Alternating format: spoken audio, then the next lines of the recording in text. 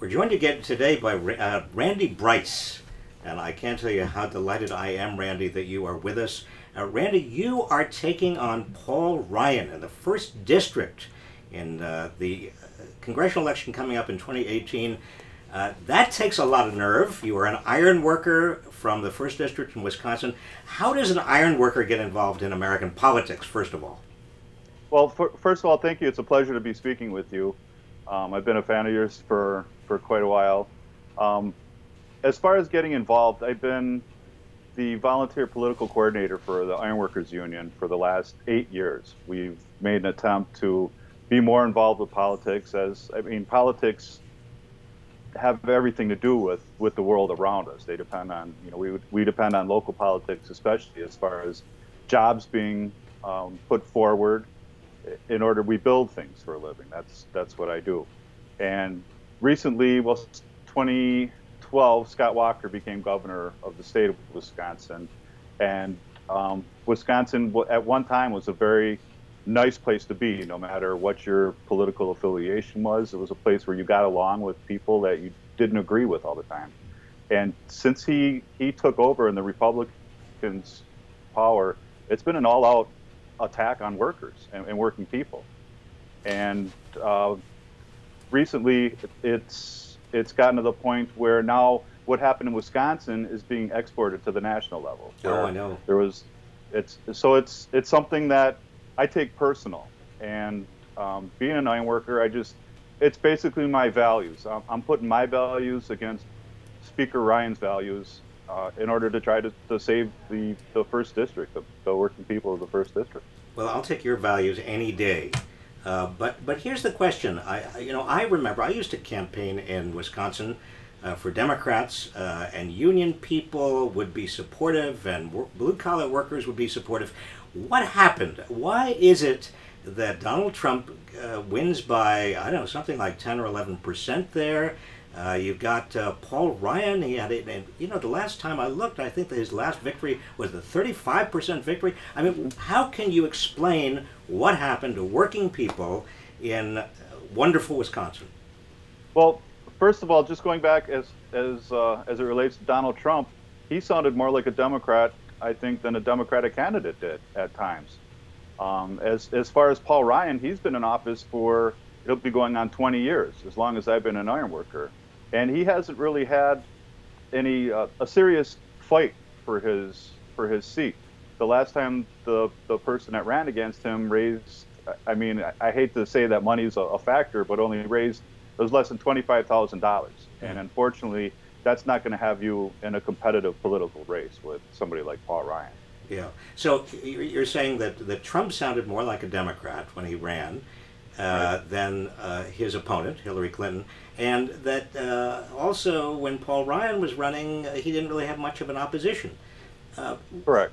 So that sort of gets to my next question, which is, what happened to the Democratic Party? What happened to working people? What happened to unions? Why was there kind of a default, a kind of an acceptance of Walker and Trump and Ryan? Well, we'll get back to Trump in a moment, but why was there an acceptance of Walker and Paul Ryan?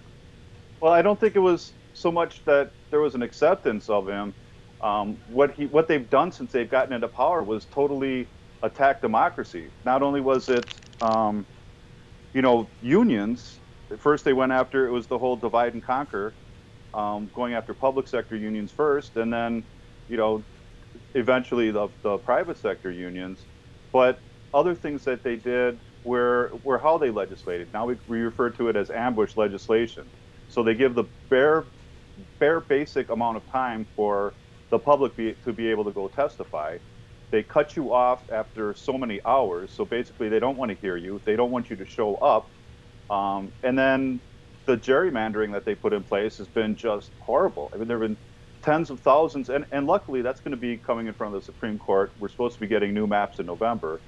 But there were tens of thousands more votes cast for Democratic candidates than for Republican candidates, yet Republicans gained more seats. And it's been just a total attack on democracy, with the the recall that enabled Scott Walker to bring in unlimited amounts of money. That's the way it was written up. They're working on being able to coordinate with outside groups. The amount of money that's coming in here is just killing us. Plus, we're getting all these bills from ALEC sent here that, I mean, that's getting sent throughout the country too. But they're passing legislation here so quickly. I mean, and it's scripted years in advance. Yeah. So when I'll go to testify on behalf of one bill, and it's like, say, for project labor agreements, and they'll say that we're going to take the wording out. We don't like the wording that includes the part about people needing to pay into a union, a building trade. And so I'll ask the lawyers that they have. I was like, well, how can you say that? Because just last year you passed right to work, so nobody has to pay dues to an organization. Right. They're passing this stuff so quick, they don't even realize what they already have in place. It's just, if it comes in by ALEC, let's white it out, write somebody's name on it, and get this passed. Yeah, ALEC is the American Legislative Exchange Council. They basically are doing the work of big corporations in every state. And this, what you're sketching, is really the takeover of American democracy by big money. I mean, that's essentially it. And that's what Paul Ryan represents. That's what Scott Walker represents. And you are basing your campaign. I want to get to your campaign commercial, which I thought was fabulous, in just a moment. But what you are saying essentially is enough of this. We are really going to have a Democratic campaign that represents Democratic values and is opposed to the big takeover of our democracy by big money. Is that right? I mean, that's what you represent. That's everything I've read, everything I've seen. Absolutely correct. And what gave me encouragement was, a campaign like Bernie Sanders that called out the big money. We've been able to get over 30,000 individual donors. The average has been right around $25. So the money is coming in, and that's after refusing money from fossil fuel, after refusing money from Wall Street. It's been shown that it can be done. So it's something of just having enough. And if we can prove, well, actually, when we prove that we can take the number 3 most powerful man, who's beholden to these unbelievably huge corporations, it's hopefully going to send a message to everybody else. Well, I'm sure it will, and I want to just play your commercial because this is it's one of the best I've seen, quite frankly, and it's the kind of message that I believe needs to be heard across America. We'll just take a listen. We'll take a look. And Paul Ryan, come up and say a few words. Congratulations on a job well done. This is repealing and replacing Obamacare. Everybody doesn't get what they want. It's a very painful condition. It's like hot knives going through, and you can't talk, you can't swallow. It's terrible. I'm gonna cry. I'm on 20 drugs, and if I don't take the one that costs them thousands of dollars, I don't know what would happen. You have to give me a bear hug. My mom is probably the most important person in my life. She was diagnosed with multiple sclerosis. There's no doubt in my mind that there are thousands of people like her that don't have what she has. The system is extremely flawed. I work every day so that me and my son have insurance. I've been an iron worker for 20 years. I work hard and I earn every penny that I make. And I know everybody that I work with is the same way.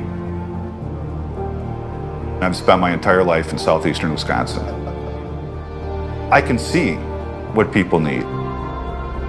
I could do so much more, and I will do so much more, taking my voice, taking our voice, and what we need to Washington, D.C. I decided to run for office because not everybody's seated at the table, and it's time to make a bigger table. I'm the best person to represent this district because I'm a working person. If somebody falls behind, we're so much stronger if we carry them with us.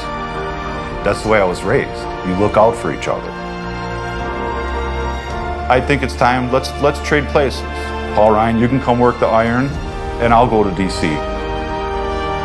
We can do so much better together as a community, and our future depends on it.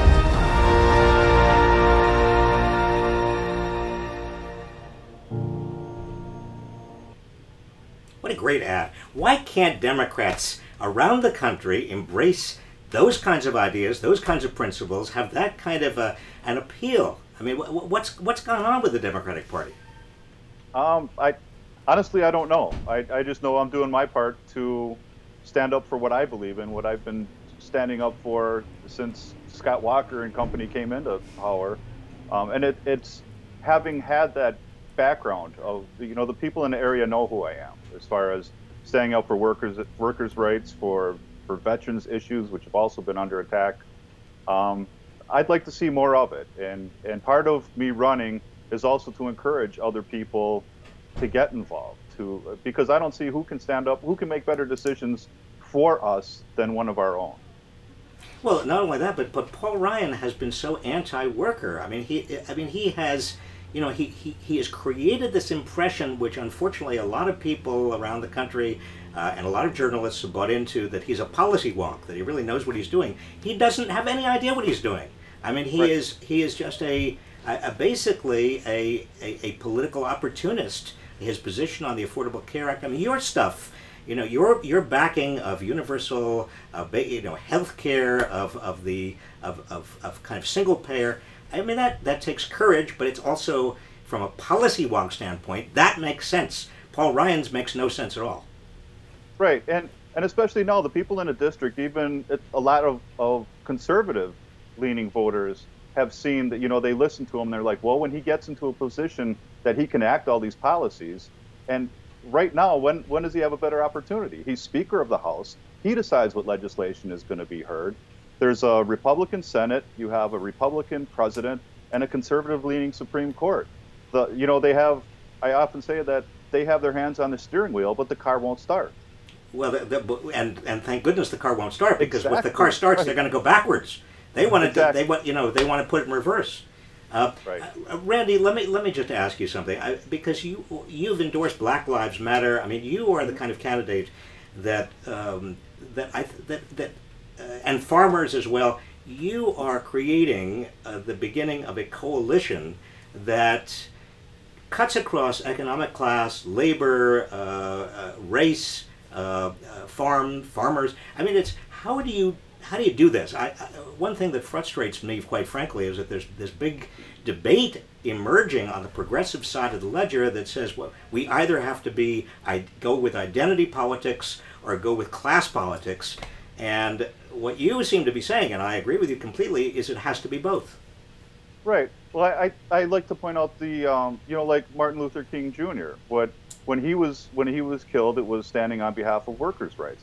But he also, was a very strong advocate for civil rights. And I feel that the labor rights issue was forwarded, it was pushed ahead. And civil rights are still, we're in the background. And I feel that if we would have brought everybody together equally, we wouldn't be facing all these attacks that are going on right now. We'd be too strong for anybody to even think about it. Right. So I'm looking at, it's just a cyclic part of history that we're going through again, and especially with the depression / recession where the numbers are, and in order to get to a point where when the country was the strongest was when we had a high union density, but in order to get to that point again, I want to make sure that we bring people that were left behind, because when looking to the future, there's going to be a point when we need to be carried, and if we can carry those people that need help right now, when it's our turn to be carried, we have more people to count on. Right. Well, I mean, it's so clear that it's the top. I mean, it is the top 1% that's walking off with almost all the gains, and the bottom 90% is actually going, down the tubes. So, what you are doing is really critically important for the country. I salute you for it. I wish I could talk longer and with you, Randy. I hope we can talk again. But more power to you. I mean, I really admire you for doing this. Thank you. I'd love to talk anytime. All right. You take care. Likewise. Thank you.